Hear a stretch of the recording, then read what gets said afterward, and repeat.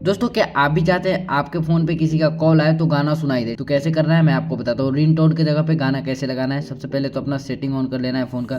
Setting on करने के बाद यहाँ पे नीचे स्क्रॉल करना है। यहाँ पे आपको साउंड एंड वाइब्रेशन का ऑप्शन देखने को मिलेगा। ये सभी के फ़ोन में होता है। इस पर क्लिक कीजिए एंड यहाँ पे आपको रिंगटोन देखने को ऑप्शन मिलेगा। इस पर क्लिक कीजिए। यहाँ पे आपको जितने सारे ये रिंगटोन दिख रहे हैं सब कंपनी की तरफ से दिया गया है, ठीक है। एंड अगर आपको अपना सॉन्ग लगाना है तो इस पर क्लिक कीजिए ऑन दिस डिवाइस, इस पर क्लिक कीजिए एंड आपको कोई गाना एक डाउनलोड कर लेना है, ठीक है। एंड उसको सेलेक्ट कर लेना है। मुझे ये वाला लगाना है, ठीक है। मैं इसी पे क्लिक करूँगा, मेरा ऑलरेडी लगा हुआ है तो यहाँ से क्लिक करके यहाँ पे मैंने सेट कर दिया है। सो कुछ इस तरीके से आप भी रिंगटोन सेट कर सकते हैं।